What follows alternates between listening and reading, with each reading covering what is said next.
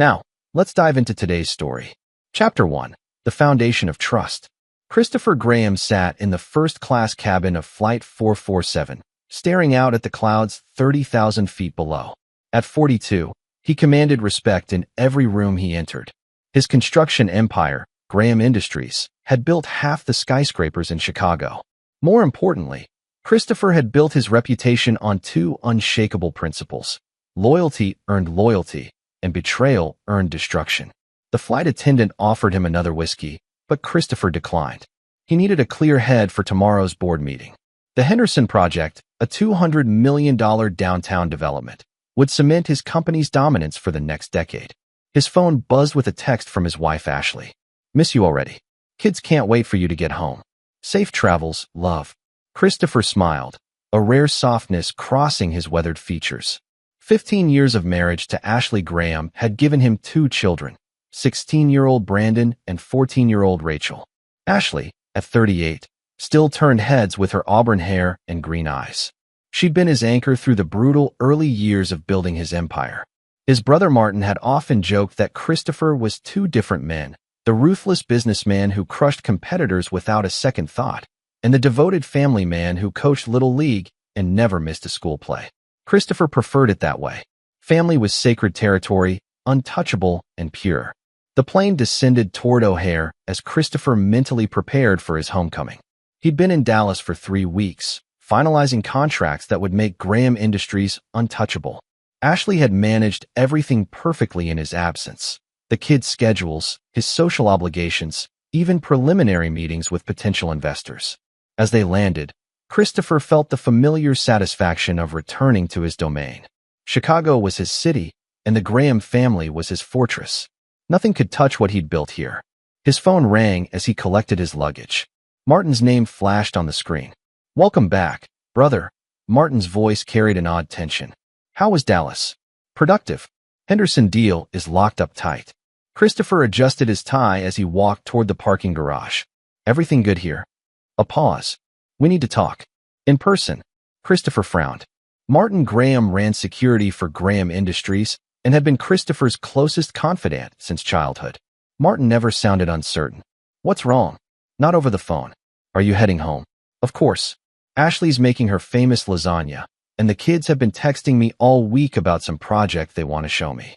Another pause, longer this time. "Christopher, don't go home tonight." Christopher stopped walking.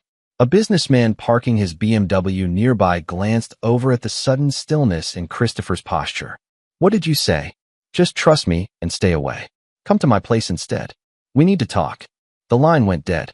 Christopher stared at his phone, his mind racing. In 40 years, Martin had never steered him wrong.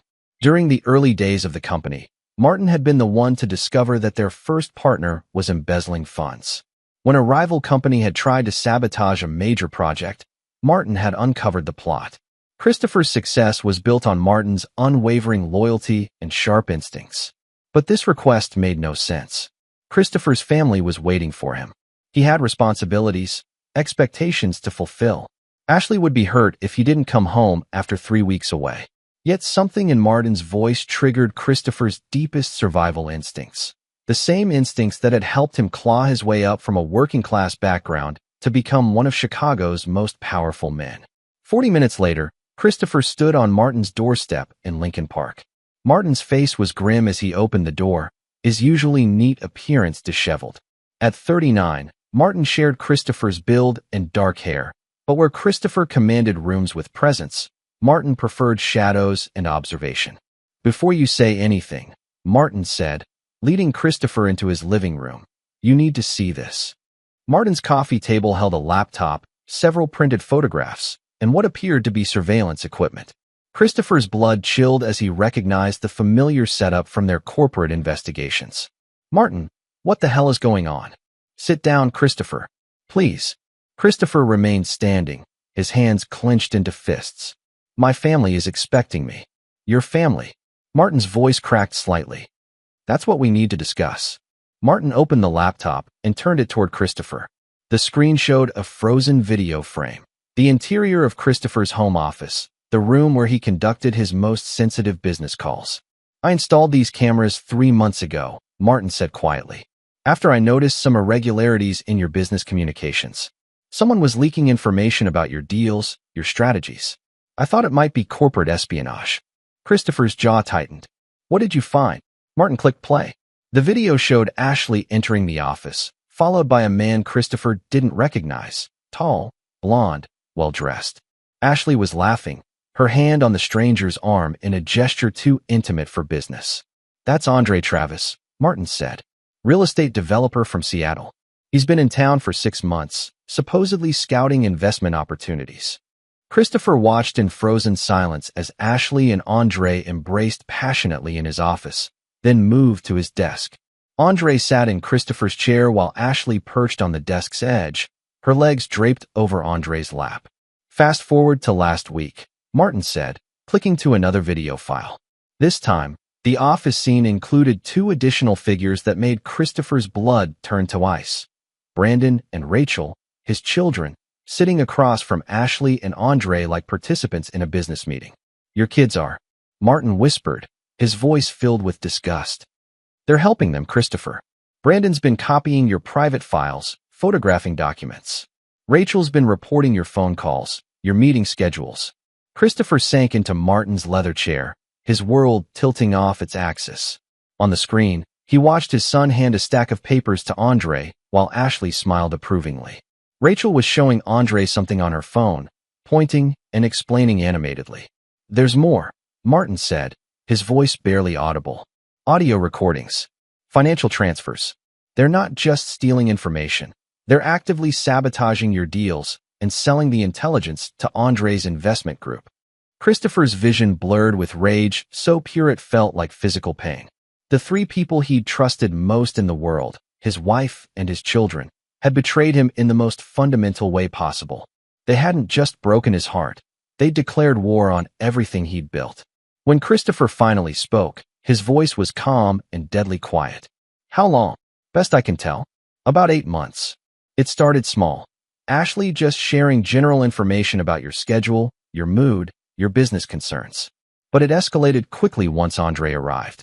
Christopher stood and walked to Martin's window, staring out at the Chicago skyline he'd helped shape. Each light represented a building, a deal, a victory earned through blood and determination. And his own family had been systematically undermining it all.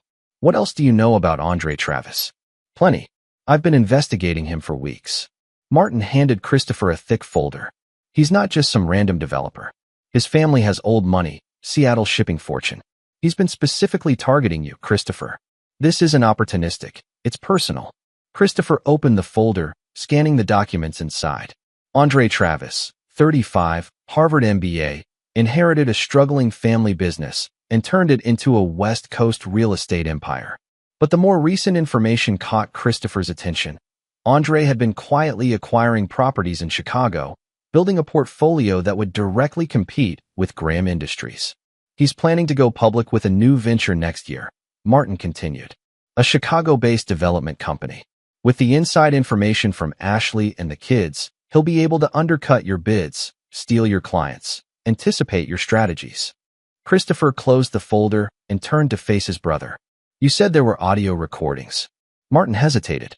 Christopher, some of this it's going to hurt. I'm already hurt, Martin. Show me everything. Martin clicked on an audio file. Ashley's voice filled the room, clear and unmistakable. Christopher thinks he's so untouchable, so smart. But he tells me everything.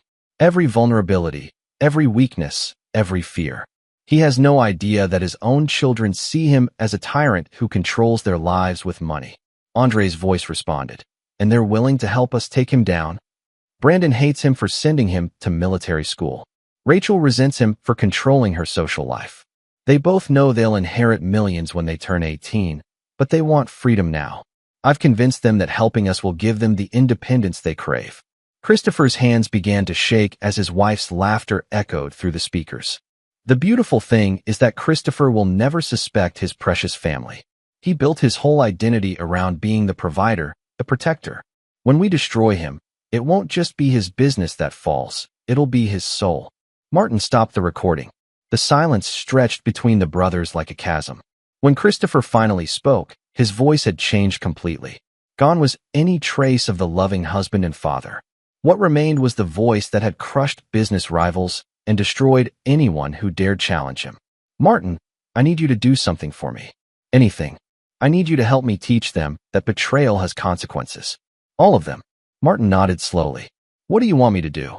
Christopher walked back to the window, his reflection overlaying the city lights like a ghost haunting his own empire. I want you to help me show them what happens when you declare war on Christopher Graham. Chapter 2. The Architecture of Revenge. Christopher didn't sleep that night. Instead, he sat in Martin's study, surrounded by evidence of his family's betrayal, methodically planning their destruction. By dawn, he had filled 3 legal pads with notes, strategies, and contingencies. You look like hell, Martin said, entering with coffee and breakfast. I feel reborn, Christopher replied, his voice eerily calm. For the first time in months, everything makes sense. Ashley's sudden interest in my business meetings. The kids' new attitudes, their requests for more independence. Even Andre's convenient arrival in Chicago, it was all orchestrated. Martin set down the coffee and studied his brother's face. Christopher's eyes held a coldness that Martin hadn't seen since their father's funeral 20 years ago, when Christopher had sworn to destroy the loan sharks who had driven their father to suicide. What's the plan? Christopher stood and walked to Martin's whiteboard, where he'd been sketching diagrams throughout the night. Phase 1. Gathering intelligence. I need to know everything about Andre Travis, his weaknesses, his fears, his pressure points. I need to understand exactly what they've taken from me and what they're planning to do with it. Already on it. I've got contacts in Seattle running deep background checks. Financial records, personal relationships, business dealings, everything. Good. Phase 2. Establishing control. I'm going to let them think they're winning while I position all the pieces. Ashley and the kids need to believe I'm completely oblivious to their betrayal. Christopher drew a series of interconnected circles on the whiteboard, labeling them with names and relationships. Phase 3. The revelation. When I'm ready to move, I want them to understand exactly what they've done and exactly what it's going to cost them. Martin studied the diagram. And Phase 4. Christopher's smile was purely predatory. Phase 4 is where they learn that some lines should never be crossed. Over the next 3 days, Christopher played the role of the loving husband and father with Oscar-worthy precision. He returned home Sunday evening with gifts for everyone. A designer handbag for Ashley, the latest gaming system for Brandon, and professional art supplies for Rachel. Daddy. Rachel threw her arms around him, her performance equally convincing. We missed you so much. I missed you too, sweetheart, Christopher replied, hugging her tightly while mentally cataloging every detail of her deception. Ashley greeted him with a passionate kiss, her green eyes sparkling with manufactured affection. How was the Henderson meeting? Perfect. We're going to break ground next month. Christopher watched Ashley's face carefully, noting the slight tightening around her eyes. The project details are in my study. I'll need to review the contracts tomorrow. Of course, darling. I've been keeping everything organized for you. That night, Christopher lay beside Ashley in their king-sized bed, listening to her steady breathing while his mind worked through calculations and contingencies. She stirred once, her hand reaching across the sheets to touch his arm. I love you, Christopher, she murmured sleepily. I love you too, he whispered back, the lie tasting like poison on his tongue. Monday morning brought the first phase of Christopher's counterattack. While Ashley drove the kids to school and presumably continued her secret meetings with Andre, Christopher implemented security protocols that would have impressed the CIA. Every communication device in the house is now monitored, Martin reported from his surveillance bin parked 3 blocks away. Phone calls, text messages, emails, even their social media accounts. We'll know about their plans before they finalize them. What about Andre's background check? Interesting developments. Andre Travis isn't just some ambitious developer. He's got deep family connections to Seattle's political machine. His uncle is a federal judge, his cousin is a state senator. If this goes public, he could bring serious pressure to bear. Christopher felt his first genuine smile in days. Good. I was worried this might be too easy. There's something else. Andre's been married twice before. Both marriages ended badly. The first wife accused him of psychological manipulation, and the second wife filed a restraining order that was mysteriously dropped a week later. He has a pattern. Gets worse. I found evidence that he's done this before, targeted successful businessmen by seducing their wives and turning their families against them. There's a paper trail leading back to San Francisco, Denver, and Phoenix. In each case, he walked away with insider information that helped him destroy his target's businesses. Christopher's jaw clenched. He's not just stealing my business intelligence. He's following a proven playbook. That's my assessment. Ashley and the kids aren't just betraying you. They're pawns in a much larger game. The revelation should have softened Christopher's anger, but instead, it crystallized his resolve. Ashley and his children had chosen to become weapons in Andre's hands. The fact that they were being manipulated didn't excuse their betrayal. It made it worse. That evening, Christopher gathered his family in the living room for what he announced as a state of the family meeting. I know I've been traveling a lot lately, he began, studying each of their faces. I want to make sure we're all connected, all working toward the same goals. Brandon shifted uncomfortably on the couch. What kind of goals, Dad? Well, for starters, I want to understand what you kids are planning for your futures. Brandon, you're 16 now. Are you thinking about college? Brandon exchanged a quick glance with Ashley before answering. I've been looking at some schools. Maybe something in California. California's expensive, but we can afford it. Christopher turned to Rachel. And you, sweetheart? Any thoughts about what you want to do? I'm only 14, Daddy. I don't need to decide yet. Of course not. But it's never too early to start planning. Christopher leaned forward, his voice warm and paternal. I just want you both to know that whatever you decide, whatever you want to pursue, I'm here to support you. Family comes first, always. Ashley reached over and squeezed Christopher's hand. That's why we love you so much. Christopher squeezed back, noting the slight tremor in Ashley's fingers. I love you all too, more than you'll ever know.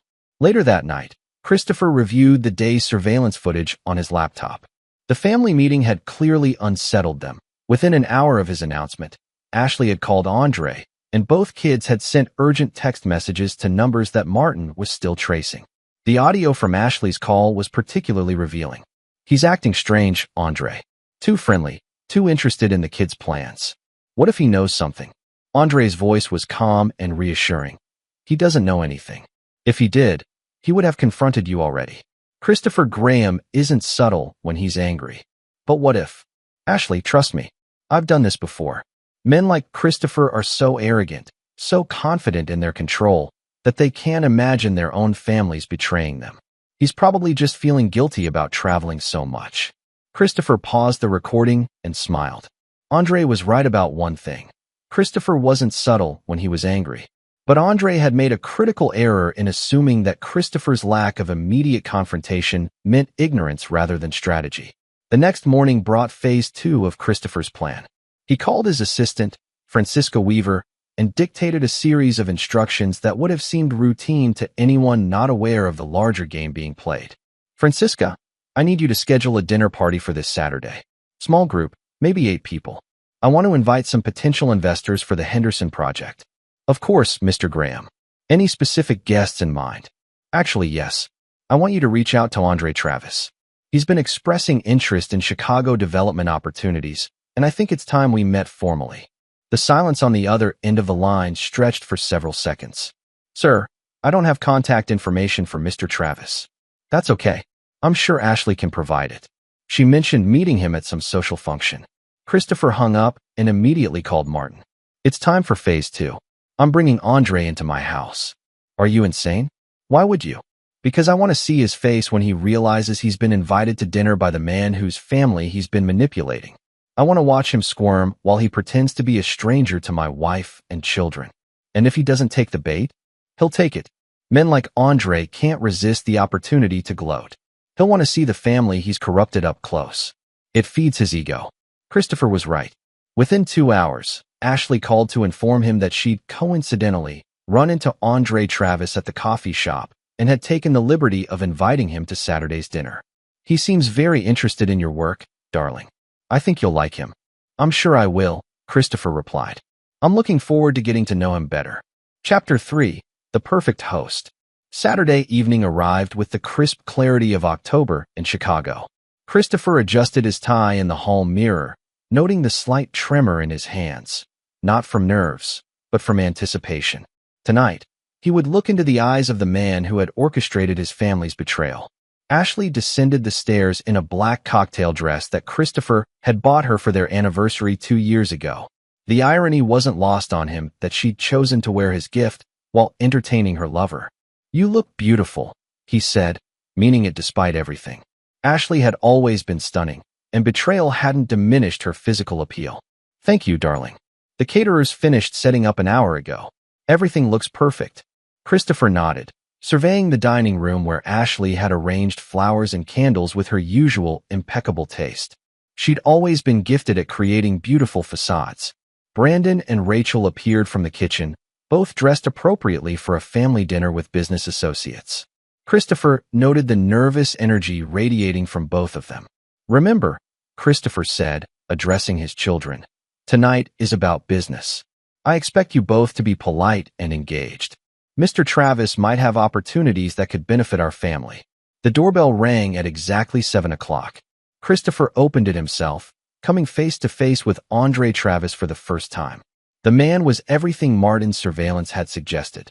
Tall, confident, expensively dressed, with the kind of smooth handsomeness that attracted both investors and married women. "Mr. Graham," Andre extended his hand with a perfect smile. "Thank you so much for the invitation. I've been looking forward to meeting Chicago's most successful developer." Christopher shook Andre's hand, applying just enough pressure to be memorable without being obvious. "Please, call me Christopher. Any friend of Ashley's is welcome in our home." Christopher watched Andre's eyes carefully, noting the micro-expression of surprise that flashed across his features. Andre had expected Christopher to be suspicious or territorial. Instead, he was faced with warmth and hospitality from the man he was systematically destroying. "Ashley, darling," Christopher called out, "our guest has arrived." Ashley appeared from the living room, her performance flawless as she greeted Andre with the polite distance appropriate for a recent acquaintance.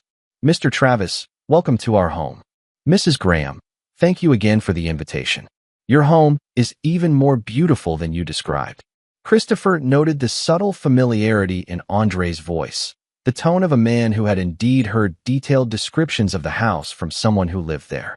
The other guests arrived within minutes. William Fry, Christopher's banker, Kent Sanderson, a city planning official, and Rich Johnston, a fellow developer who Christopher occasionally collaborated with on large projects. Christopher had chosen each guest carefully, men who would provide the perfect backdrop for the evening's real drama. During cocktails, Christopher positioned himself to observe the interactions between Andre and his family. Ashley maintained perfect distance, speaking to Andre no more than any other guest. But Christopher caught the slight touches, her hand brushing Andre's as she passed him a drink, the way she angled her body toward him during group conversations. Brandon and Rachel were less skilled at deception. Both teenagers seemed fascinated by Andre, asking him pointed questions about his business and his plans for Chicago development.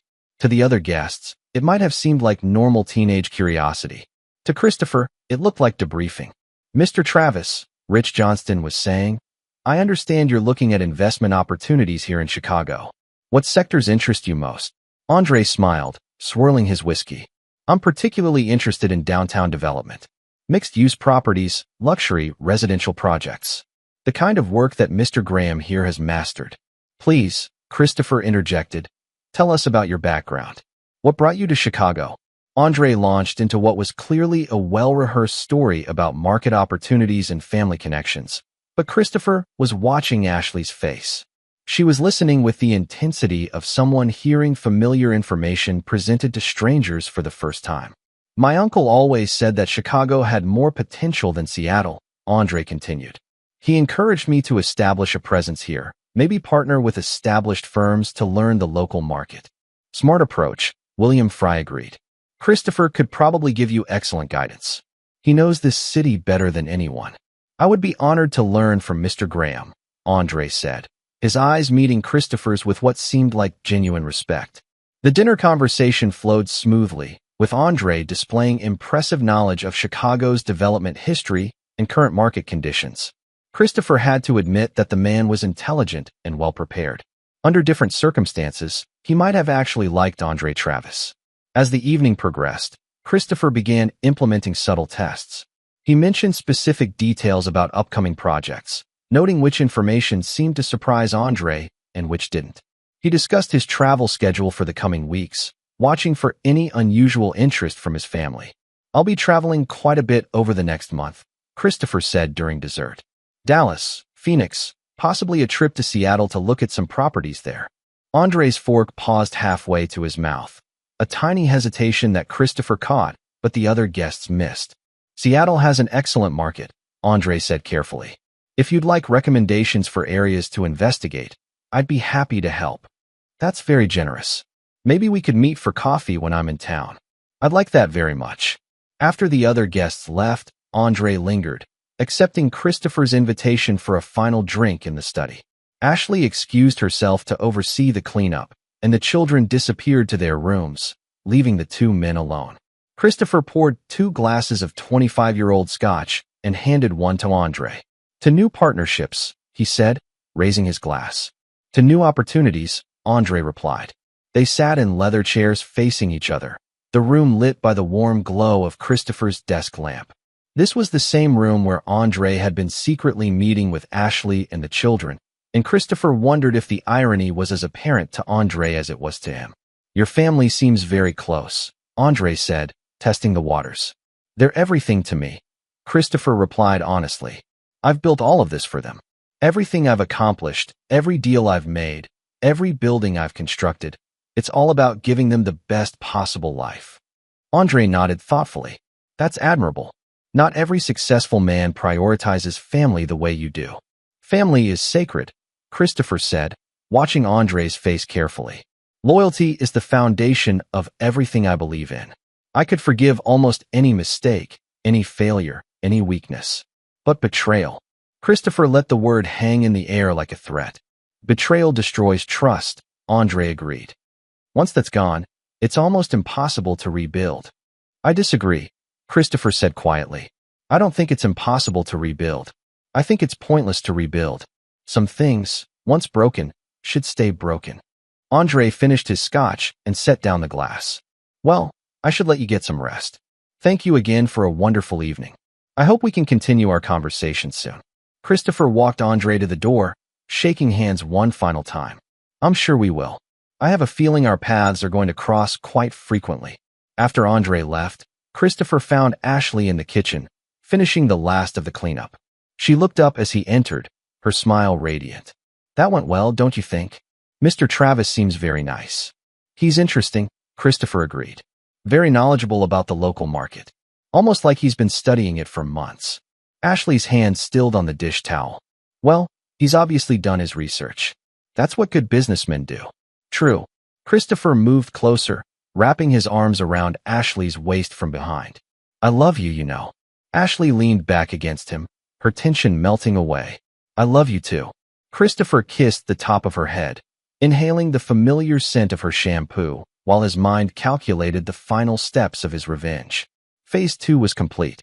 Andre had taken the bait, and Christopher now had everything he needed to move to Phase 3.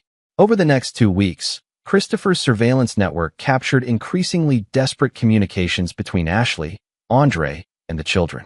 The dinner party had clearly unsettled them, and they were struggling to interpret Christopher's behavior. "He's definitely suspicious," Brandon said in one recorded phone call to Andre. "He keeps asking weird questions about our friends, our activities. Like he's fishing for information." "Stay calm," Andre's voice replied. "If he knew anything definitive, he would have acted by now. Your father isn't the type to play games." Christopher laughed out loud when he heard that particular recording. Andre Travis had built his entire strategy on a fundamental misunderstanding of his opponent. The final piece of Phase 2 came from Martin's contacts in Seattle. Andre's business empire, impressive as it appeared, was built on a foundation of debt and questionable partnerships. More importantly, Andre's previous victims had never fought back because he'd chosen his targets carefully. Men who valued their reputations more than revenge, who would quietly rebuild rather than publicly expose their humiliation. Andre Travis had never faced someone like Christopher Graham. "Are you ready for Phase 3? Martin asked during one of their morning meetings. Christopher looked out at the Chicago skyline, his expression calm and determined. "More than ready." It's time to show them what happens when you betray the wrong family. What's the first move? Christopher turned back to his brother, his smile cold and predatory. We're going to give them exactly what they think they want. And then we're going to take it all away. Chapter 4. The Illusion of Victory. Christopher implemented Phase 3 with the precision of a master chess player moving toward checkmate.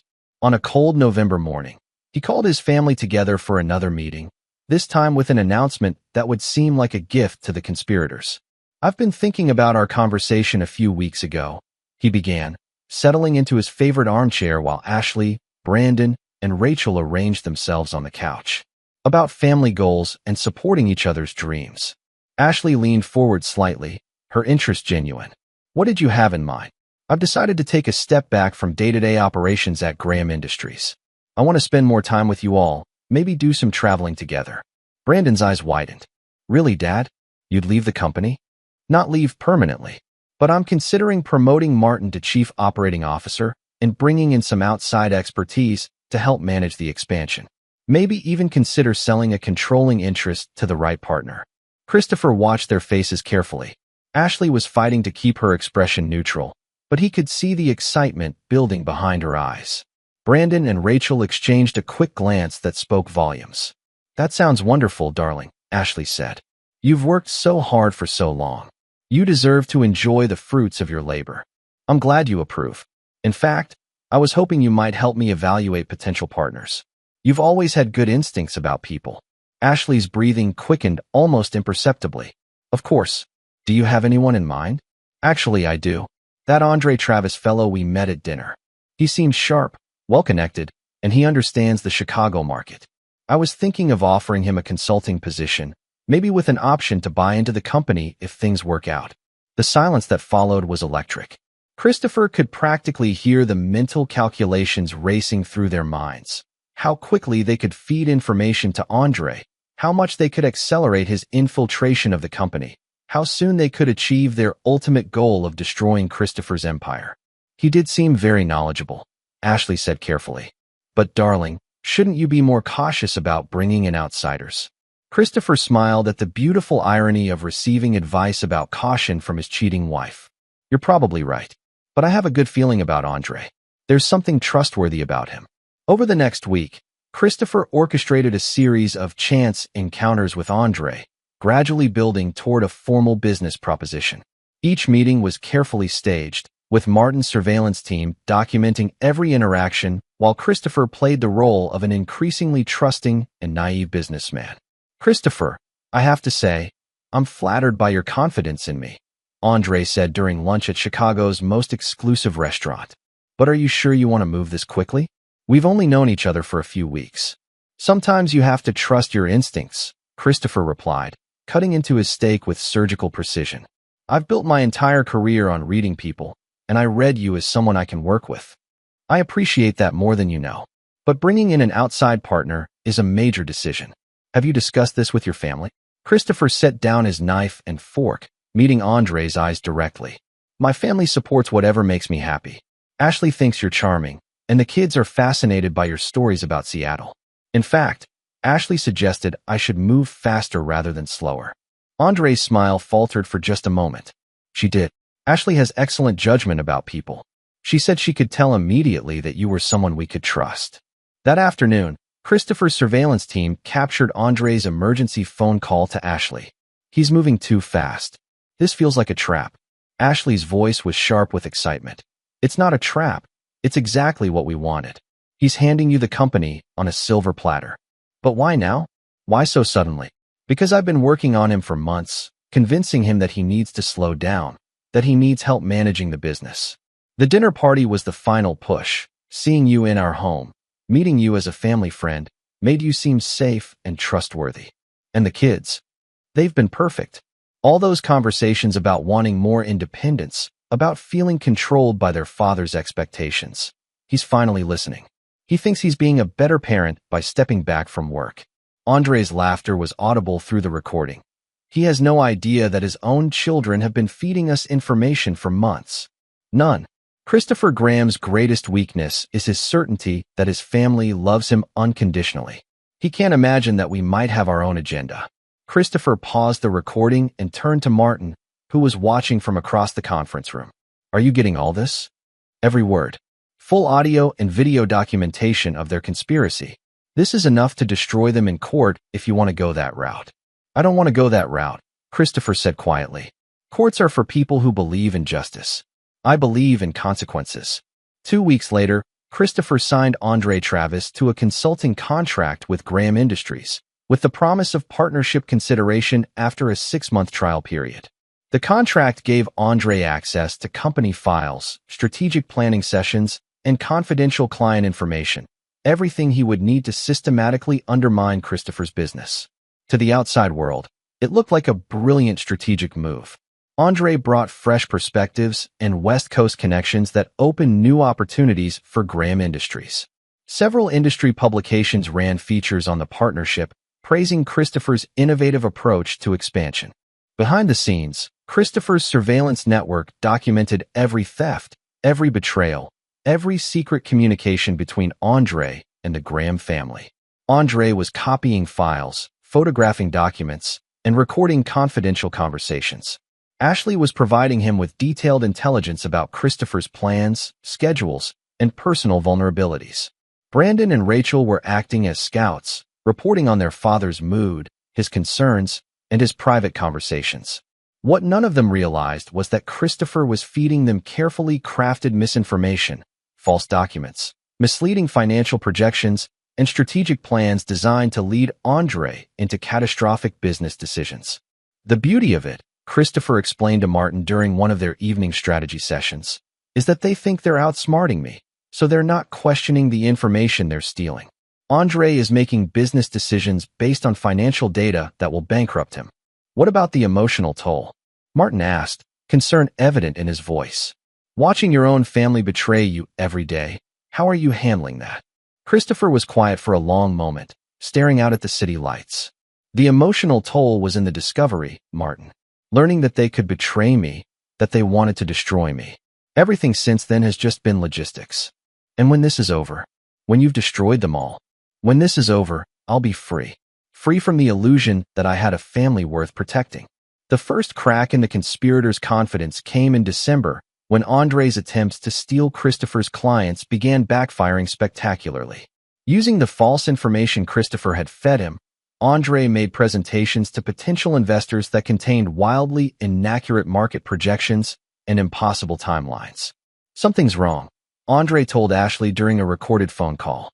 The Henderson Project numbers don't match what I'm seeing in the market research. Either Christopher is incompetent or the documents Brandon copied were wrong. That's impossible, Ashley replied. Brandon copied them directly from Christopher's private files. Maybe you're misreading the market.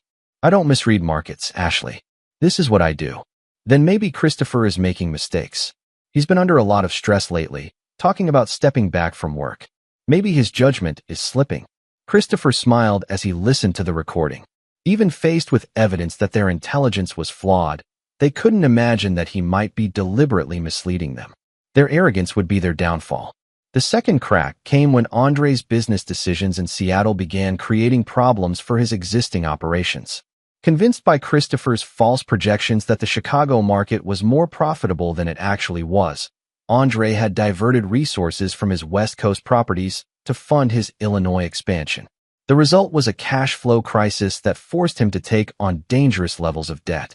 He's starting to panic, Martin reported after reviewing the latest surveillance data. Andre's been making desperate phone calls to investors, trying to raise emergency capital. How long before his Seattle operation collapses? At the current rate? Maybe 6 weeks. But he'll probably figure out something's wrong before then. Christopher nodded thoughtfully. Then it's time for phase 4. I want to be face to face with all of them when their world comes apart. What did you have in mind? Christopher's smile was cold and final. I'm going to invite them to a family Christmas party. All of them together, in my home, celebrating what they think is their victory. And then I'm going to show them the real meaning of Christmas, the gift of truth. Chapter 5. The Unraveling. Christmas week in Chicago brought the kind of bitter cold that cut through expensive coats and warmed hearts toward thoughts of home and family.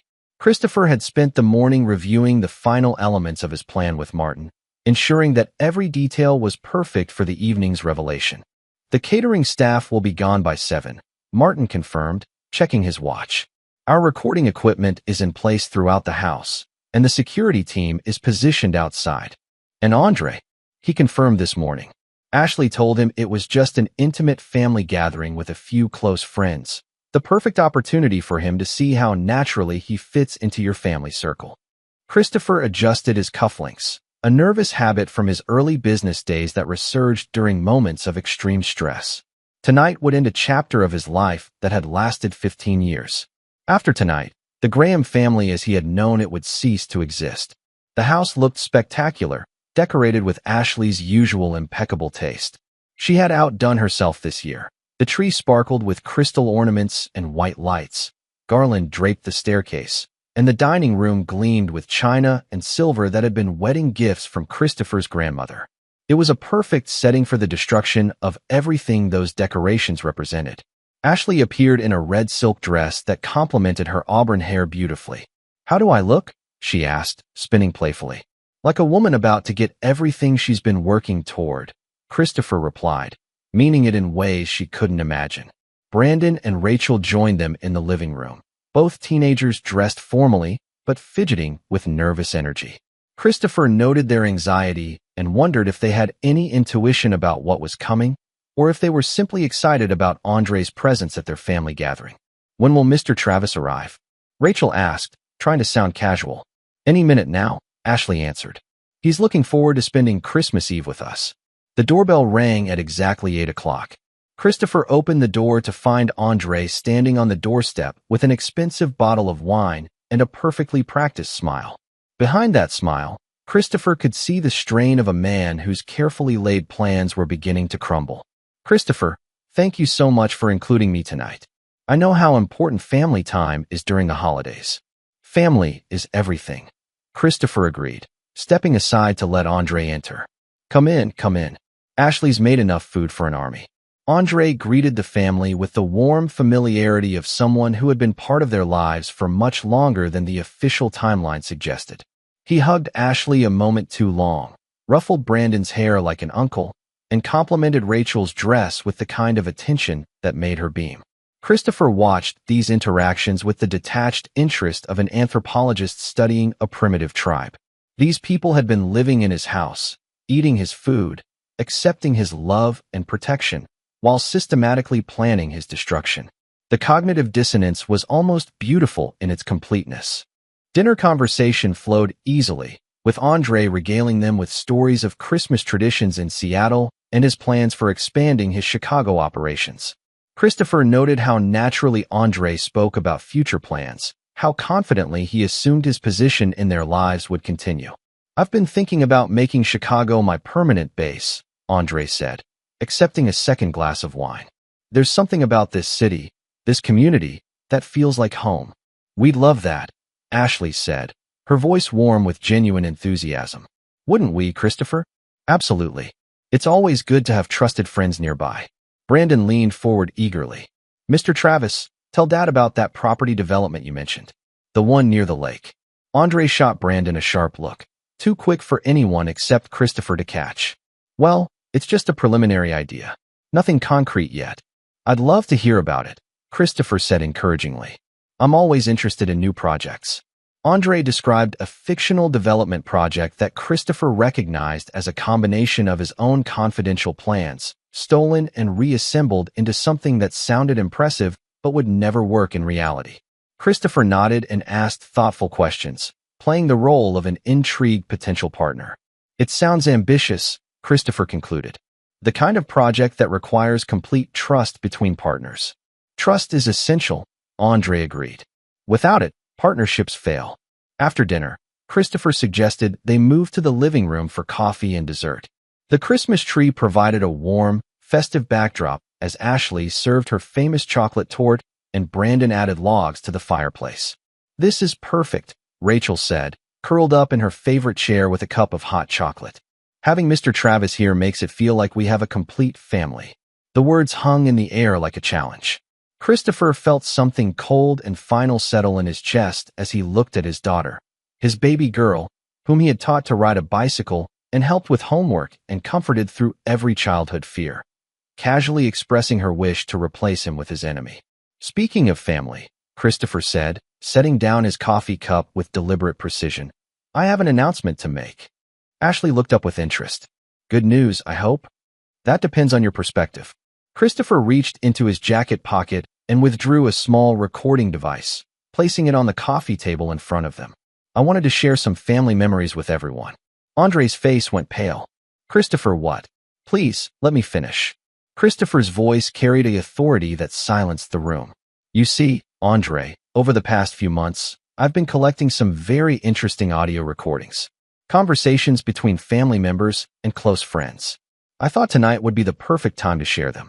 Christopher pressed play on the device. Ashley's voice filled the room, clear and unmistakable. Christopher thinks he's so untouchable, so smart. But he tells me everything. Every vulnerability, every weakness, every fear. Ashley's face went white as she heard her own words played back to her. Brandon and Rachel looked confused, not yet understanding the implications of what they were hearing. Andre's voice followed. And they're willing to help us take him down?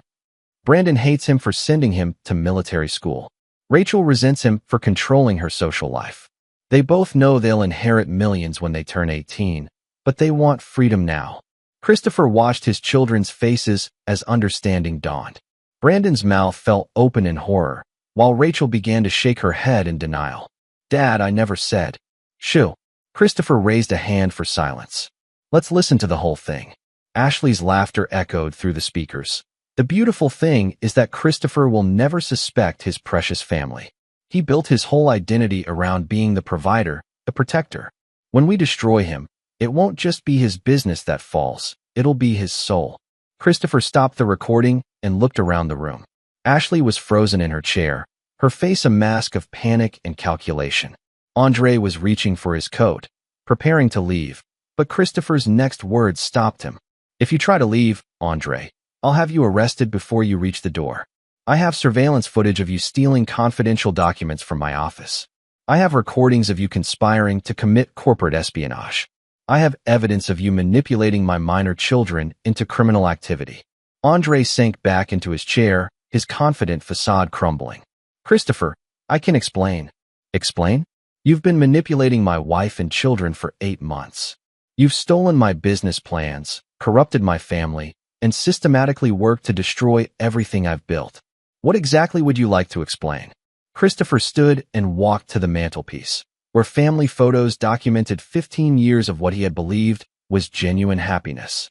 He turned back to face them, his voice calm and deadly quiet. Here's what's going to happen. Ashley, you're going to pack your things and leave this house tonight. You'll receive divorce papers in the morning, and you'll sign them without contest. You'll receive no alimony, no property settlement, and no access to our children. Ashley found her voice, her lawyer's training kicking in despite her shock. Christopher, you can't. The prenup has provisions. The prenup has adultery clauses that void every protection you thought you had. But even if it didn't, I have recordings of you conspiring to defraud my business. I have evidence of you using our children as accomplices in criminal activity. You'll be lucky if I don't have you prosecuted. Christopher turned to Andre, his eyes cold with contempt. As for you, Mr. Travis, you have 24 hours to liquidate your Chicago holdings and return to Seattle. If you're still in Illinois after that deadline, I'll destroy you so completely that you'll wish I had simply called the police. Andre straightened in his chair, some of his arrogance returning. You can't prove half of what you're claiming. And even if you could, I have resources you can't imagine. My family has connections. Christopher smiled, and the expression was so predatory that Andre's words died in his throat. Your family connections won't help you when your Seattle properties are foreclosed on next week. Did you really think I wouldn't investigate the financial foundation of your little empire? Andre's face went ashen. What are you talking about? Your entire operation is leveraged on debt secured by properties that I now own the mortgages to. Every desperate attempt you've made to raise capital in the past month has been funded by shell companies I control. I own you, Andre. Completely. That's impossible. Is it? Check your phone. I think you'll find some very interesting voicemails from your bankers. Andre fumbled for his phone with shaking hands. As he listened to his messages, his face crumpled in defeat. Christopher had spent the past month systematically acquiring Andre's debt and positioning himself to call it all in simultaneously. Now, Christopher continued, turning to his children, we come to the most difficult part of the evening. Brandon was crying now, his 16-year-old bravado completely gone. Dad, I'm sorry. I didn't understand what we were doing. Mom said it was just. Brandon. Christopher's voice cut through his son's pleading. Do you know what you've done? Do you understand the magnitude of your betrayal? Rachel was sobbing quietly, her face buried in her hands. Daddy, please. I love you. I didn't mean to hurt you. Christopher felt something break inside his chest as he looked at his children, the two people he had loved more than his own life, who had chosen to participate in his destruction. The rational part of his mind understood that they were teenagers, that they had been manipulated by adults they trusted. But the wounded part of his soul could only see betrayal. You chose, he said quietly. Both of you.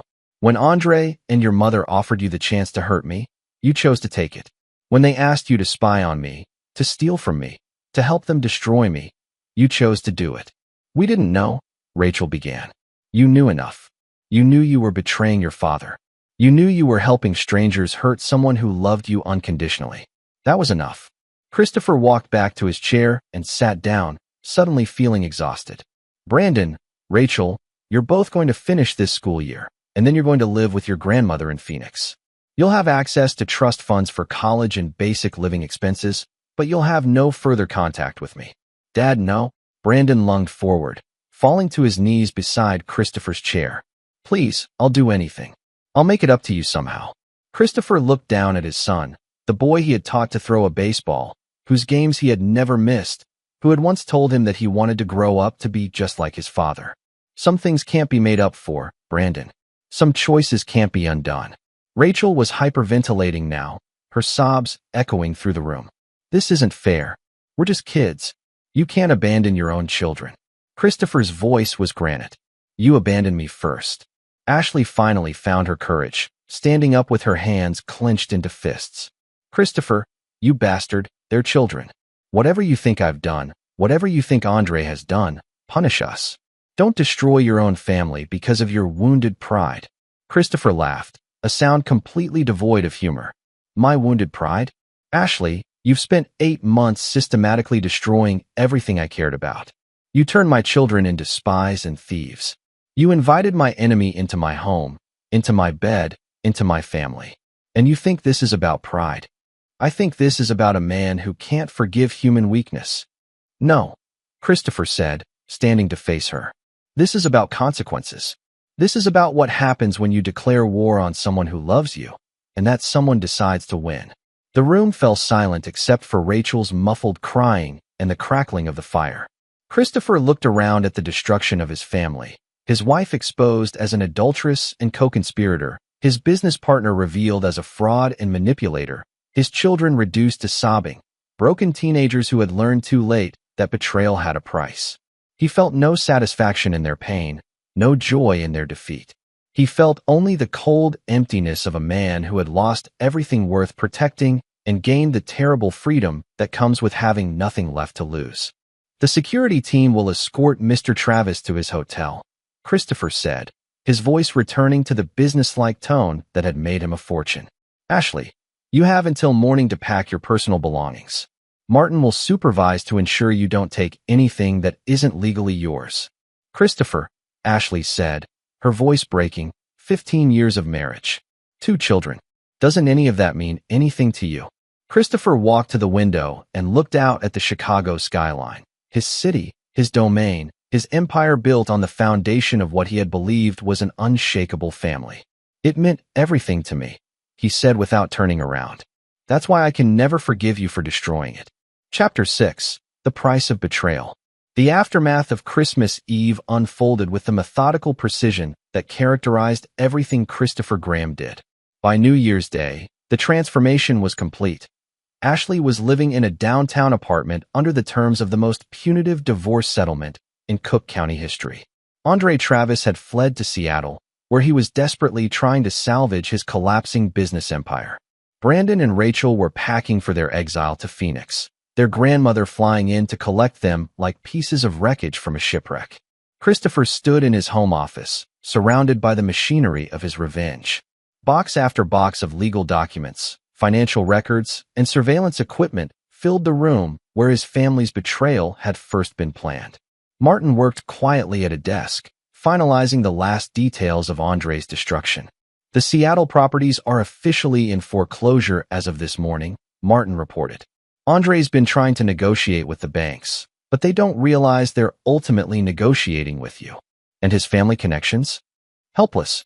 Turns out federal judges and state senators don't have much influence over private financial institutions. Andre's uncle tried to pressure some people, but there's nothing illegal about calling in legitimate debts. Christopher nodded, feeling a grim satisfaction at the completeness of Andre's downfall. The man who had manipulated Christopher's family was learning what it felt like to have his own foundation pulled out from under him. What about the children's trust funds? Established and funded. They'll have access to college expenses and reasonable living costs, but they can't touch the principal until they're 30.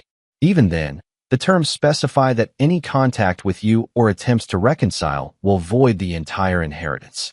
It was a cruel provision, Christopher knew, but necessary. Brandon and Rachel needed to understand that some betrayals were permanent, that some relationships couldn't be repaired with apologies and time. The house felt cavernous without his family's presence. Christopher had lived alone before, had built his empire as a single man driven by ambition and vision. But 15 years of marriage and fatherhood had changed him, filled spaces in his soul that now echoed with emptiness. He didn't miss Ashley. The woman he had thought he loved had been revealed as a fiction, a performance so convincing that even he had been fooled. What he missed was the illusion of having a partner, someone who shared his dreams and supported his ambitions. The children were harder. Intellectually, Christopher understood that Brandon and Rachel had been manipulated by adults they trusted. But emotionally, he couldn't separate their age from their choices. They had known right from wrong. They had known that betraying their father was wrong. And they had chosen to do it anyway. Sir, Francisco Weaver appeared in the doorway, carrying a stack of papers. I have the final reports from our attorneys. Christopher accepted the documents, scanning the legal language that formalized the end of his family. Divorce finalized. Custody terminated. Property divided according to the prenuptial agreement's adultery clauses. Ashley had signed everything without contest, probably on the advice of lawyers who understood how badly she had miscalculated. There's one more thing, Francisca said hesitantly. Mrs. Graham, the former Mrs. Graham, has been calling the office. She's asking to speak with you. What does she want? She says she has information about Mr. Travis that you need to know. Something about his plans for revenge. Christopher almost smiled. Even in defeat, Ashley was trying to manipulate him, to position herself as valuable or necessary. Tell her I'm not interested in anything she has to say. Yes, sir. And the children? What about them? They've been calling as well. Brandon left several voicemails. He's quite distressed.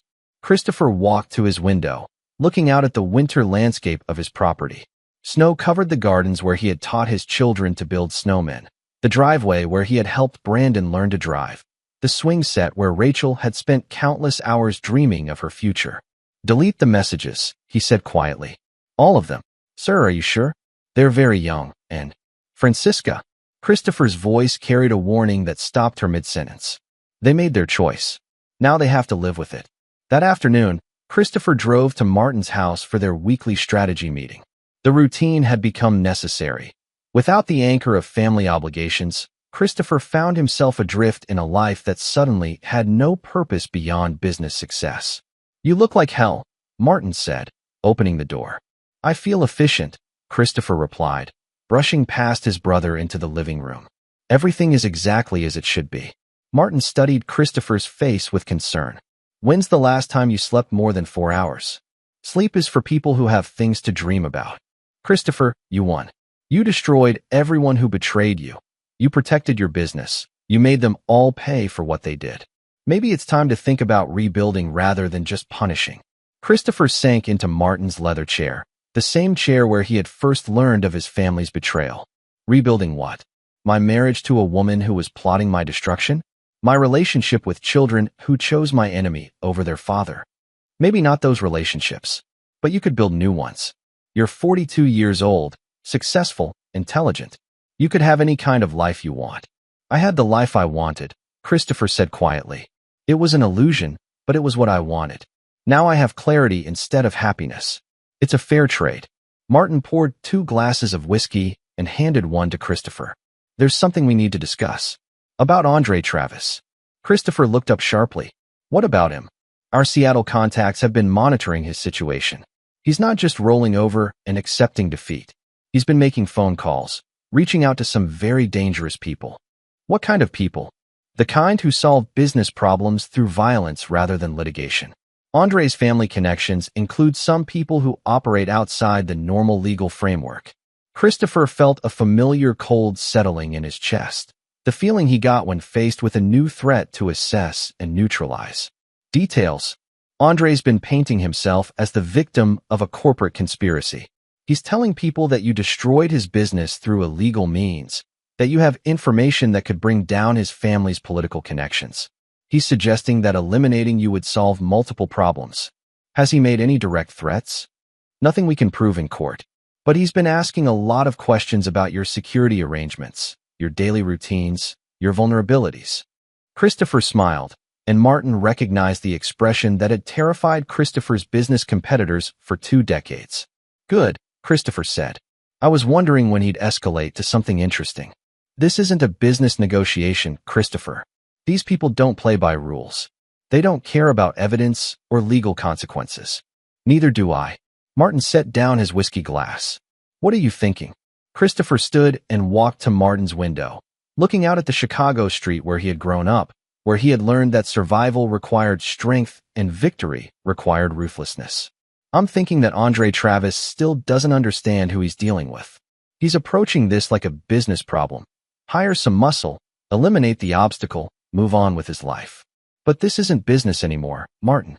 This is personal. What do you want me to do? Christopher turned back to his brother, his expression calm and deadly. I want you to send Andre a message. I want you to make it clear that if he continues down this path, I won't just destroy his business empire. I'll destroy everything he's ever cared about. How do you want to send that message? Christopher's smile was cold and final. Directly. 3 days later, Andre Travis received a package at his Seattle hotel room. Inside was a single photograph. Andre's elderly mother leaving her grocery store in Bellevue, completely unaware that she was being photographed. On the back of the photo, someone had written in neat block letters, "Some games have no winners." Andre called Christopher's office within an hour of receiving the package. "You son of a bitch." Andre's voice was shaking with rage. "If you touch my mother, I won't need to touch your mother," Christopher replied calmly. "Just like I won't need to touch your sister in Portland, or your nephew in San Francisco, or any of the other people you care about. Do you know why, Andre?" Silence on the other end of the line. "Because you're going to stop making phone calls to dangerous people. You're going to accept that you lost this war, and you're going to disappear quietly into whatever life you can build from the wreckage I've left you. You can't threaten. I'm not threatening anything. I'm explaining reality. You declared war on my family, and I destroyed you. If you escalate this to violence, I'll escalate my response accordingly. The choice is yours." Christopher hung up and turned to Martin, who had been listening from across the room. "Think he'll get the message?" Martin nodded slowly. "But are you really willing to follow through if he doesn't?" Christopher was quiet for a long moment, staring out at the city he had conquered through will and ruthlessness and absolute commitment to victory. "Martin, 6 months ago, I thought I was a family man who happened to be good at business. Then I discovered that my family was my enemy, and that everything I believed about my life was a lie.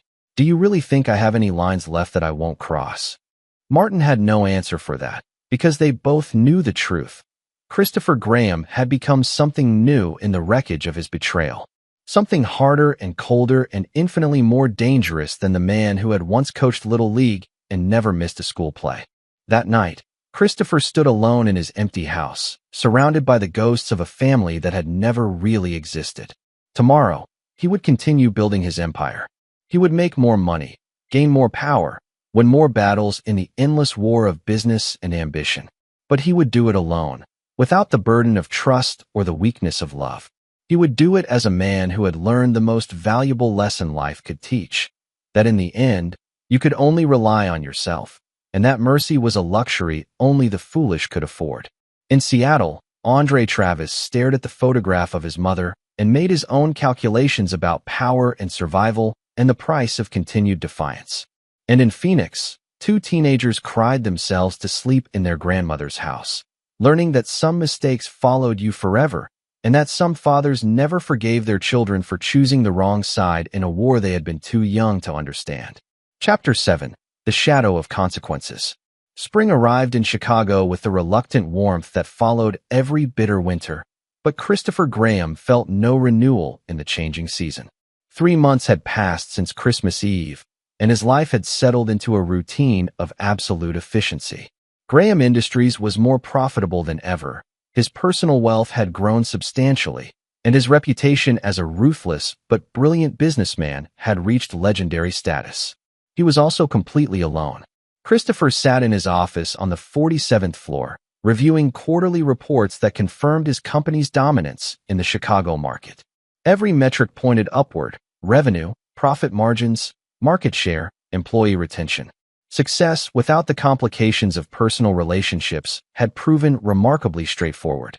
His assistant, Francisca, knocked and entered with the day's correspondence. "Mr. Graham, there are several items that require your attention." Christopher accepted the stack of papers, noting the familiar efficiency with which Francisca had organized everything by priority and urgency. She had worked for him for 8 years and understood his preferences better than his former wife ever had. "The Henderson project broke ground yesterday," Francisca reported. "The mayor's office wants to schedule a photo opportunity for next week." "Decline. Send our public relations department." Mr. Wallace Martin from the Tribune called again about the interview request. "He's persistent." Christopher paused in his reading. Wallace Martin was Chicago's most respected business journalist, and an interview with him would be valuable for the company's public image. "What does he want to discuss?" "Your business philosophy, the company's expansion plans, and—" Francisca hesitated. "Your recent personal changes." Christopher's jaw tightened. His divorce and estrangement from his children had been handled as quietly as possible, but Chicago's business community was small and gossip traveled quickly. "Declined. There's also this." Francisca placed a handwritten letter on his desk, separate from the other correspondence. "It was delivered by courier this morning." Christopher recognized the handwriting immediately. Brandon's careful script, taught by expensive private schools and refined through years of thank you notes and birthday cards. His son's return address showed a Phoenix zip code. "Sir." Francisca was watching his face carefully. "Should I?" "Leave it," Christopher said quietly. "Close the door behind you." When he was alone, Christopher stared at the letter for several minutes before opening it. Brandon's words were carefully chosen, formal in the way of someone trying to sound older than 16. "Dear Dad, I know you said no contact, but I had to try one more time. I've been seeing a counselor here in Phoenix, and she's helped me understand what we did to you. I know now that Mom and Mr. Travis manipulated us, but I also know that doesn't excuse our choices. I think about you every day, about the things you taught me, the time we spent together, the plans we made for my future. I know I threw all of that away, and I know you can never forgive me. But I wanted you to know that I understand why. I'm not asking for another chance. I'm not asking you to change your mind about the inheritance or the trust funds or any of the consequences you set up. I just wanted you to know that I learned from this, that I'll never again choose the easy path over the loyal one. I hope you're happy, Dad. I hope you find people who deserve your love and protect it better than we did. Your son, Brandon *. Christopher read the letter 3 times, then placed it in his desk drawer next to similar letters from Rachel and 2 from Ashley. He wouldn't answer Brandon's letter, just as he hadn't answered the others. But he wouldn't destroy it either. His phone buzzed with a text from Martin. "Need to meet. Andre's situation has evolved." Christopher grabbed his coat and drove to Martin's office at Graham Industries security headquarters. The building was one of Christopher's first major projects, designed to house the sophisticated surveillance and protection systems that safeguarded his business empire. Now it served as the nerve center for monitoring threats to his personal safety. "What's the evolution?" Christopher asked, settling into a chair across from Martin's desk. Martin activated a large wall display showing a map of the Pacific Northwest. "Andre Travis is dead." Christopher felt no surprise, only a mild curiosity about the details. "How?" "Car accident on I-5 near Tacoma." Lost control in a rainstorm, went off an overpass. The investigating officers found empty whiskey bottles in the car. Suicide. That's the assumption. Andre had been drinking heavily since Christmas, according to our Seattle contacts. His business empire collapsed completely last month. Bankruptcy, foreclosure, criminal investigation for fraud. His family cut off all support after the scandal broke. Christopher nodded slowly. Any indication that he was still pursuing the violent option? None. The dangerous contacts I told you about dropped him as soon as his money ran out. Professional muscle doesn't work for free, and Andre had nothing left to offer them. So he chose the permanent solution. Martin studied his brother's face carefully. How do you feel about it? Christopher considered the question seriously. 3 months ago, he would have felt satisfaction at his enemy's destruction, perhaps tempered by regret for a life wasted. Now he felt only a mild disappointment that Andre's story had ended so predictably. I feel nothing, Christopher said honestly. Andre Travis made his choices, and they led him to a bridge in the rain with a bottle of whiskey.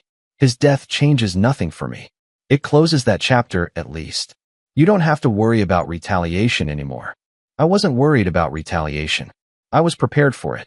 Martin leaned back in his chair, studying Christopher with the concern of a brother who had watched his sibling transform into someone unrecognizable. Christopher, I need to ask you something, and I want an honest answer. Go ahead. Are you happy?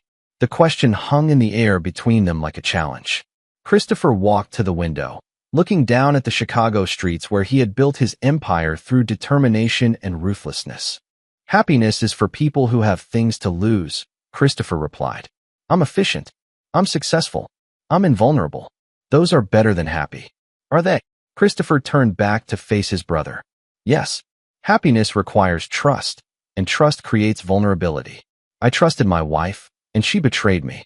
I trusted my children, and they chose my enemy over their father. I loved them completely, and they used that love as a weapon against me. So you'll never trust anyone again? I trust you, but only because you've proven your loyalty through decades of shared experience. Everyone else will have to earn trust through actions, not words. Martin was quiet for a moment, then asked, what about rebuilding? What about finding new people to care about? Christopher smiled, but the expression held no warmth. Martin, I had 15 years to build a family with people I chose, people I loved from the moment they were born or married. And they betrayed me in the most fundamental way possible. What makes you think I could trust strangers to do better? Because not everyone is Ashley and Andre. Not every relationship is a business transaction or a power struggle, isn't it? Christopher returned to his chair, his voice taking on the analytical tone he used for board meetings. Think about every relationship you've ever had, Martin. What did you give, and what did you receive? What were the terms of the exchange? How did power and resources and vulnerability factor into the dynamic? Martin started to protest, then stopped as he considered Christopher's words. His own marriage had ended 5 years ago when his wife decided that a security executive's lifestyle was too stressful and unpredictable. His current relationship was with a woman who appreciated his financial stability as much as his personality. You're talking about love like it's a business contract, Martin said finally. All relationships are contracts, Christopher replied. The only question is whether the terms are explicit or hidden. Ashley and I had a marriage contract. I provided security and status. She provided companionship and family. The terms seemed clear until I discovered she was negotiating a better deal with Andre. Christopher stood and walked toward the door, then paused. The difference now is that I understand the game. I won't be surprised again by people acting in their own self-interest. Over the following weeks, Christopher's new worldview was tested repeatedly. Social invitations arrived from Chicago's business elite. Dinner parties, charity galas, cultural events where successful men were expected to appear with appropriate companions. Christopher attended alone, politely deflecting suggestions that various wealthy widows or accomplished divorcees would make suitable partners. You can't stay alone forever, said Rich Johnston during a construction industry luncheon. You're young, successful, available. Half the women in Chicago would marry you tomorrow. For my money or my status, Christopher replied, cutting his steak with surgical precision. Neither of those seems like a foundation for trust. Come on, Christopher. Not every woman is like Ashley. Christopher looked up from his plate, meeting Rich's eyes directly. How would I tell the difference? Ashley convinced me she loved me for 15 years.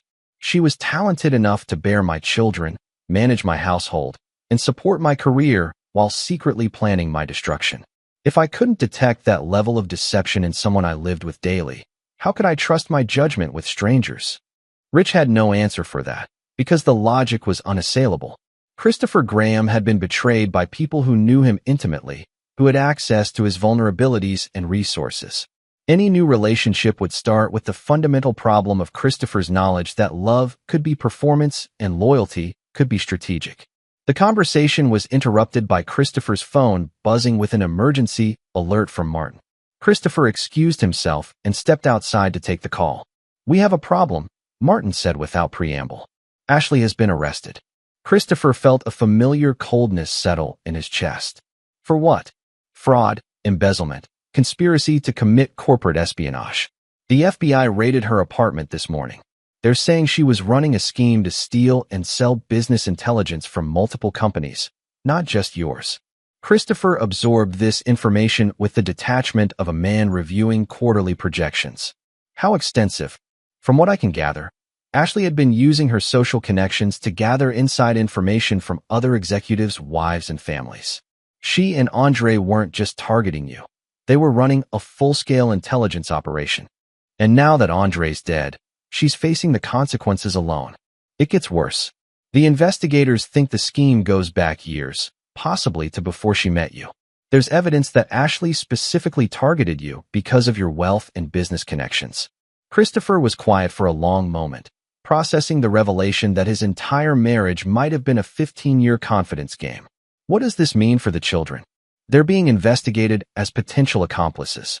Brandon and Rachel's cooperation with the scheme might have been more extensive than we realized. Christopher hung up and stood on the sidewalk outside the restaurant, watching Chicago's business district bustle with the energy of ambition and competition.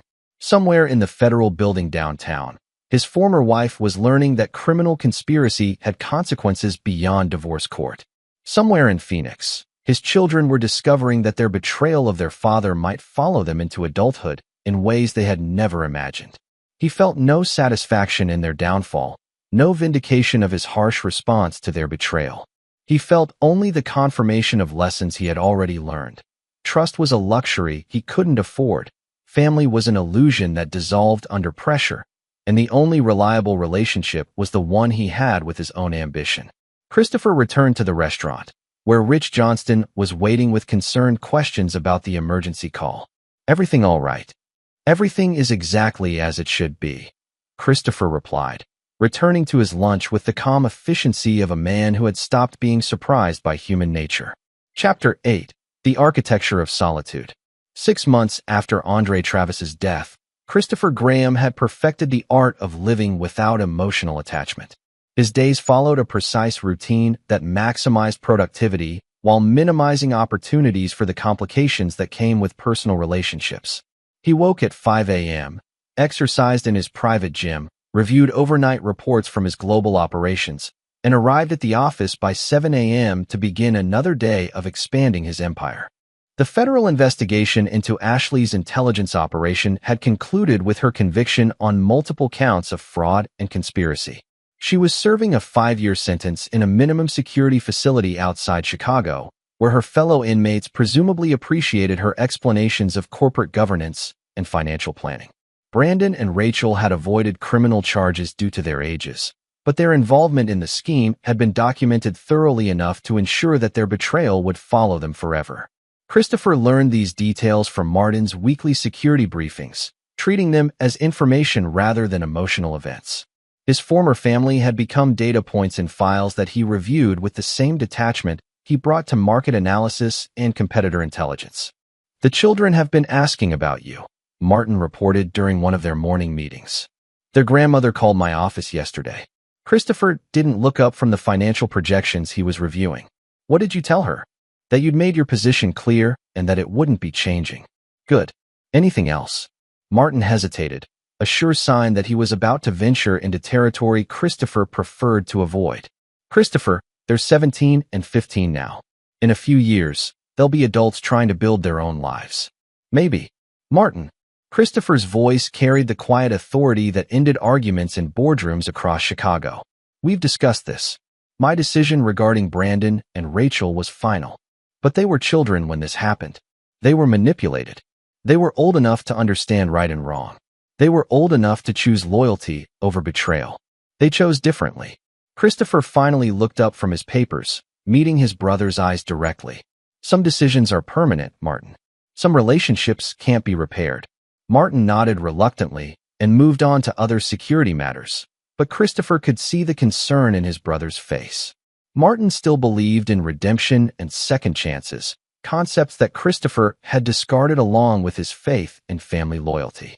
That afternoon, Christopher attended the groundbreaking ceremony for the Mitchell Tower, a $300 million mixed-use development that would be the crown jewel of his real estate portfolio. As he posed for photographs with the mayor and other dignitaries, Christopher noted the careful distance maintained by the other attendees' families.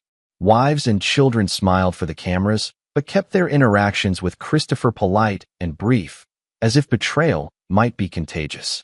"Magnificent project," said Timothy Ramirez, a city councilman whose support had been crucial for the development's approval. "Your company continues to set the standard for excellence in Chicago." "We appreciate the city's partnership," Christopher replied, his standard response to political flattery. "I hope you'll consider joining us for the Chamber of Commerce dinner next month. It would be an honor to have you at our table." Christopher recognized the invitation for what it was, an opportunity for Timothy to associate himself with Christopher's success while providing Christopher with access to political influence. A fair exchange of mutual benefit. "I'll have my assistant coordinate with your office," Christopher agreed. As the ceremony concluded and the crowd dispersed, Christopher noticed a familiar figure standing at the edge of the construction site. Rachel, now 15 and taller than he remembered, watched him from behind the safety barrier with the careful intensity of someone trying to memorize a face she might never see again. Christopher felt no impulse to approach her, no surge of paternal affection or concern for her well-being.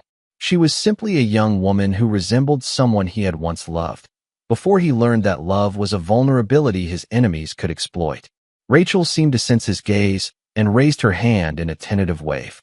Christopher nodded once in acknowledgement, then turned and walked toward his waiting car without looking back. That evening, Christopher reviewed the day's communications in his home office, the same room where his family's betrayal had been planned and executed. He had considered redecorating the space, but decided that the memories served a useful purpose. They reminded him why emotional attachment was a luxury he couldn't afford. His phone rang at exactly 8 p.m., the daily call from Martin that had become their routine for sharing sensitive information that couldn't be discussed over corporate communications. "How did the ceremony go?" Martin asked. "Productive. The mayor confirmed his support for the waterfront project. I saw the news coverage. Good photographs."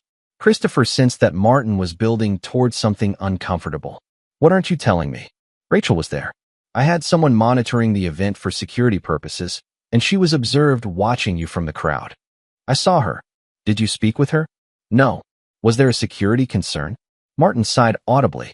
"Christopher, she's your daughter. She traveled downtown by herself just to see you from a distance. Doesn't that affect you at all?" Christopher walked to his window, looking out at the Chicago skyline he had helped build through determination and ruthless focus. Each light represented success achieved without the complications of trust or emotional vulnerability. "She was my daughter," Christopher corrected. "Now she's someone who chose to betray me when given the opportunity. The fact that she regrets that choice doesn't change the fundamental equation. She was 14 years old enough to understand loyalty, old enough to choose sides in a conflict she helped create." Christopher's voice remained calm, but Martin could hear the finality in it. "Martin, I rebuilt my entire life around the understanding that people act in their own self-interest. Rachel acted in hers when she chose to help Andre and Ashley. I'm acting in mine by ensuring that betrayal has permanent consequences. And if you're wrong, if you're throwing away relationships that could be salvaged?" Christopher smiled, though Martin couldn't see it through the phone. "I'm not wrong about human nature, Martin. I was wrong about my family, but that was because I allowed sentiment to cloud my judgment.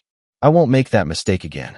The conversation ended with Martin's reluctant acceptance of Christopher's position, but Christopher could hear his brother's disapproval. Martin still believed in forgiveness and healing, concepts that Christopher had concluded were luxuries for people who didn't understand the true cost of betrayal. Over the following weeks, Christopher's social calendar filled with business obligations that required his presence at various Chicago society events. He attended alone, as had become his practice, maintaining polite conversation with associates while deflecting personal questions with the skill of a man who had learned to protect his vulnerabilities. At a charity auction for the Children's Hospital, Christopher found himself seated next to Carol Klein, a prominent attorney whose husband had died in a skiing accident the previous year. Carol was intelligent, accomplished, and appropriately wealthy. Exactly the kind of woman who might appeal to a successful businessman seeking a suitable companion. "I understand you're in real estate development," Carol said during dinner, her conversation natural and engaging. "Commercial and residential projects, primarily in the Chicago area. It must be fascinating work, creating something permanent, something that outlasts the individual effort." Christopher noted the philosophical undertone of her comment, the suggestion that legacy and permanence mattered. "Most buildings last longer than the people who design them," he agreed. "Do you have family involved in the business?" The question was innocuous enough, the kind of social inquiry that normally led to discussions of children's education and career plans. Christopher's response ended that line of conversation immediately.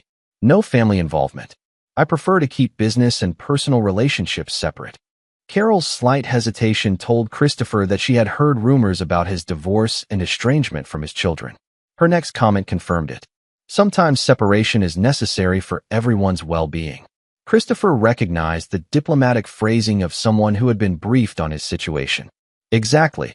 The conversation moved on to safer topics: the hospital charity, recent developments in Chicago's legal community, shared acquaintances in the city's professional circles. Carol was charming and intelligent, and under different circumstances, Christopher might have been interested in pursuing a relationship with her. But circumstances had taught him that charm could be performance and intelligence could be weaponized. Carol Klein might be exactly what she appeared to be, or she might be another Ashley Graham, skilled enough to maintain a convincing facade for years while serving her own agenda. Christopher had no interest in discovering which possibility was true. As the evening concluded and guests began departing, Carol made a subtle overture toward future contact. "I hope we'll have the opportunity to continue our conversation soon. I'm sure we'll encounter each other at future events," Christopher replied politely, a response that acknowledged her interest while declining to pursue it.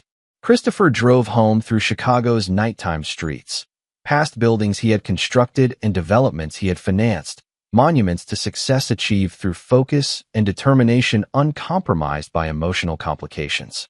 His house awaited him, perfectly maintained and efficiently organized, a sanctuary designed for a man who had learned that solitude was safer than trust.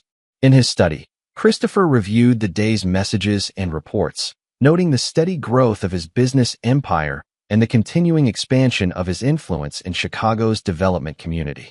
Every metric pointed toward continued success, professional satisfaction, and personal security. He felt no loneliness in his solitude, no regret for the relationships he had chosen to end. He felt only the cold satisfaction of a man who had learned life's most important lesson, that in the end, you could only rely on yourself, and that the price of trust was vulnerability he could no longer afford to pay. Outside his window, Chicago slept under the glow of lights from buildings that would outlast the people who had built them, monuments to ambition uncompromised by the weakness of love. Chapter 9. The Final Reckoning. 2 years after the collapse of his family, Christopher Graham stood at the pinnacle of Chicago's business community, his empire spanning construction, real estate, and development projects that had reshaped the city's skyline. At 44, he commanded respect, wielded influence, and accumulated wealth at a pace that impressed even his most successful competitors. He was also the loneliest man in Illinois. The morning of March 15th brought news that would test the foundations of the new life Christopher had built from the wreckage of betrayal. Martin called before dawn with information that changed everything. "Ashley is dead," Martin said without preamble. Christopher set down his coffee cup and walked to his kitchen window, looking out at the grounds of the estate that had once housed a family. Details: prison medical facility. Apparent suicide. She was found in her cell this morning with a note. Christopher felt nothing at the news of his former wife's death. No sadness, no satisfaction, no sense of closure. Ashley had become a stranger to him long before her death, just another casualty of choices that had led inevitably to their conclusions. What did the note say? Martin's voice carried an unusual tension. It's addressed to you. The prison authorities want to know if you'll accept delivery. Bring it to my office this afternoon. Christopher hung up and continued his morning routine with the mechanical precision that had characterized his life since Christmas Eve 2 years ago. Exercise, shower, breakfast, review of overnight reports from his international operations. The news of Ashley's death was simply another piece of information to be processed and filed away. At 2 p.m., Martin arrived at Christopher's office with a sealed envelope bearing Ashley's handwriting. Christopher recognized the script from 15 years of birthday cards, love notes, and household lists, the everyday intimacy of a marriage that had been revealed as an elaborate deception. Are you sure you want to read this? Martin asked. Christopher opened the envelope without hesitation. Ashley's final letter was 3 pages long, written in the careful handwriting of someone who had time to choose each word deliberately. Asterisk Christopher, by the time you read this, I'll be beyond the reach of consequences. I'm not writing to ask for forgiveness. We both know that's impossible. I'm writing to give you something you've never had, the complete truth about our marriage and what led to its destruction. You were right about almost everything. I did target you deliberately when we met. I did research your background, your vulnerabilities, your desires before our first conversation. I did plan our entire relationship as a means to access your wealth and status. But you were wrong about one crucial thing. I did love you. Not at first. At first, you were just a mark, a successful man whose trust one could exploit. But somewhere during our second year of marriage, something changed. I fell in love with the man I was deceiving. For 13 years, I lived with the contradiction of genuinely loving someone while betraying them. I gave you children I wanted you to have. I supported your career because I wanted you to succeed. I built a home with you because I wanted us to be happy. When Andre approached me, I should have told you immediately. I should have ended the game I'd been playing and trusted you with the truth. Instead, I made the calculation that I could use Andre to secure our family's future while protecting the secret of how our marriage began. I convinced myself that you would never need to know about Andre, just like you never needed to know about my original intentions. I thought I could manage both relationships without destroying what we had built together. I was wrong about everything. The children never knew about my original deception. Brandon and Rachel believed they were helping their mother navigate a difficult situation with a family friend. They thought they were protecting you from business stress, not betraying you to an enemy. I manipulated them just as thoroughly as I manipulated you. I know this doesn't change anything. I know you'll never forgive us, and I understand why. Trust, once broken, can never be rebuilt. But I wanted you to know that their betrayal came from love, not malice. They believed they were saving their father, not destroying him. You asked me once why I threw away 15 years of marriage. The answer is that I didn't know how to be honest about who I was when we met. By the time I loved you enough to want to tell the truth, too much time had passed, and too many lies had been told. The foundation of our marriage was rotten, and eventually, that rot destroyed everything built on top of it. I don't expect this letter to change your mind about anything. I just wanted you to understand that love and betrayal can coexist, that people can make terrible choices while meaning well, and that consequences don't always match intentions. You're a good man, Christopher. You deserve better than what I gave you. I hope someday you'll find someone who can love you without deception, someone who doesn't carry the weight of lies that make honesty impossible. Tell the children I'm sorry. Tell them their mother loved them enough to remove herself from their lives rather than continue damaging them with her presence. Ashley asterisk. Christopher read the letter twice, then set it on his desk and walked to his window. Chicago stretched out below him, a city he had conquered through determination and ruthless focus, a domain built on the ruins of trust. What are you thinking? Martin asked. Christopher was quiet for several minutes, processing Ashley's final revelation. The marriage that had defined half his life had been built on deception from its very first moment. The woman he had loved completely had been a professional manipulator who had eventually developed genuine feelings for her target. I'm thinking, Christopher said finally, that Ashley was right about one thing. Trust, once broken, can never be rebuilt. And the children? knowing that they thought they were protecting you rather than betraying you. Does that change anything? Christopher turned away from the window and faced his brother. No, Brandon and Rachel still chose to deceive me when given the opportunity. The fact that they were manipulated doesn't change the fundamental reality that they were willing to work against their father when they believed it served their interests. They were children, Christopher. Children who trusted their mother's judgment about what was best for the family.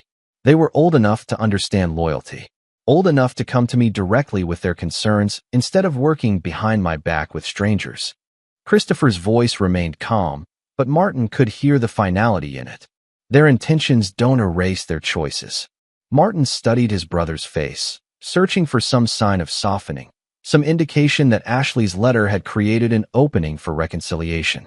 He found only the cold determination that had characterized Christopher since Christmas Eve 2 years ago. What about Ashley's suggestion that they be told she loved them? Christopher picked up Ashley's letter and fed it into his document shredder, watching the pages disappear into neat strips of meaningless paper. Ashley forfeited the right to send messages to my children when she chose to use them as weapons against me.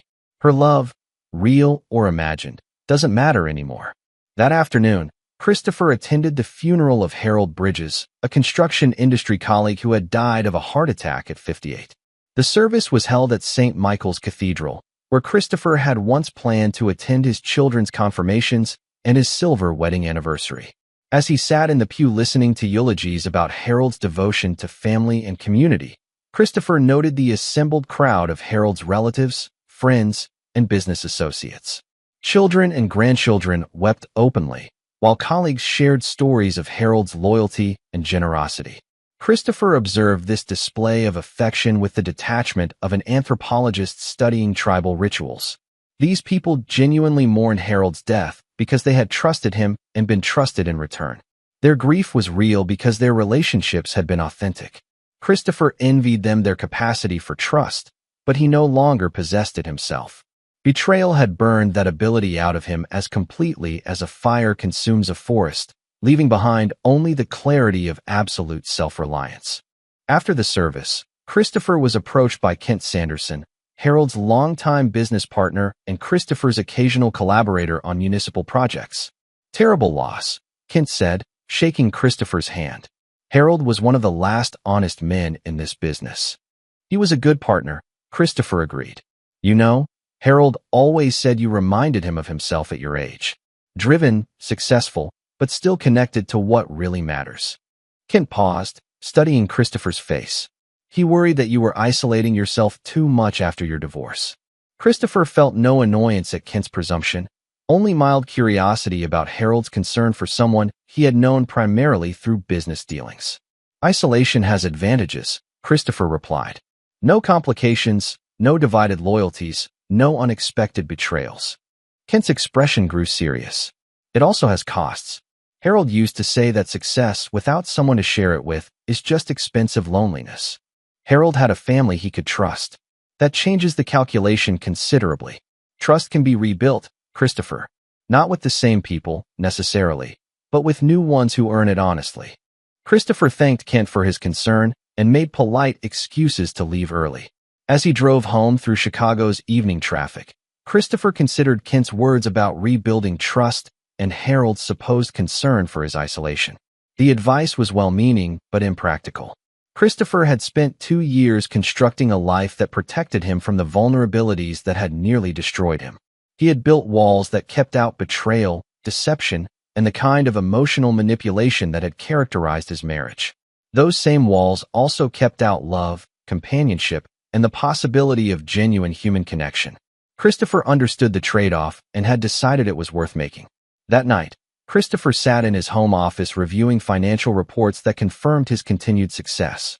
Graham Industries had grown by 30% since his divorce, his personal wealth had doubled, and his influence in Chicago's business community had reached levels that would have been unimaginable when he was focused on family obligations. He had achieved everything a businessman could want: wealth, power, respect, and complete freedom from personal complications that might compromise his judgment or create vulnerabilities for his enemies to exploit. At 11 p.m., Christopher's secure line rang with a call from his head of security. "Sir, We have a situation at the front gate. Christopher walked to his security monitor, where he could see a young woman standing in the rain outside his property's entrance. Even through the distortion of the camera and the darkness of the night, he recognized Rachel immediately. How long has she been there? Christopher asked. About 20 minutes. She's just standing there, not trying to enter or make contact. Should we approach her? Christopher watched his daughter, the little girl he had once pushed on swings and taught to ride a bicycle, standing alone in the rain outside the gates of the home where she had once lived. She was 17 now, nearly an adult, trying to find the courage to approach a father who had made it clear that she was no longer welcome in his life. Sir? The security officer prompted. Christopher felt no urge to go to her, no paternal instinct to bring her inside out of the rain. He felt only the cold recognition that some distances couldn't be bridged and some relationships couldn't be repaired. She's not a security threat, Christopher said quietly. Let her stand there as long as she wants. But don't let her onto the property. Christopher turned off the monitor and walked to his bedroom, where he prepared for sleep with the same methodical routine that had organized his life since he learned that family was an illusion and trust was a luxury he couldn't afford. Outside in the rain, Rachel Graham stood at the gates of her childhood home, trying to find the words for an apology that would never be accepted and hoping for forgiveness from a father who had taught her that some betrayals were permanent. At midnight, she finally gave up and walked away, leaving Christopher Graham alone in the empire he had built from the ashes of love, surrounded by success that no one could take from him and protected by walls that no one could breach. He had won every war that mattered and destroyed every enemy who had dared to challenge him. He had achieved the ultimate victory, a life where betrayal was impossible because trust no longer existed. In the darkness of his empty house, Christopher Graham slept the dreamless sleep of a man who had learned life's most brutal lesson and chosen survival over hope, power over love, and the cold certainty of solitude over the dangerous vulnerability of letting anyone close enough to hurt him again.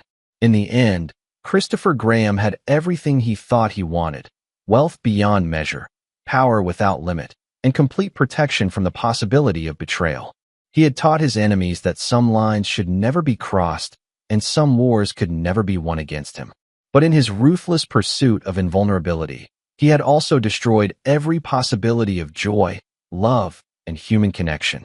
He had won the war against betrayal by eliminating the very relationships that make victory meaningful.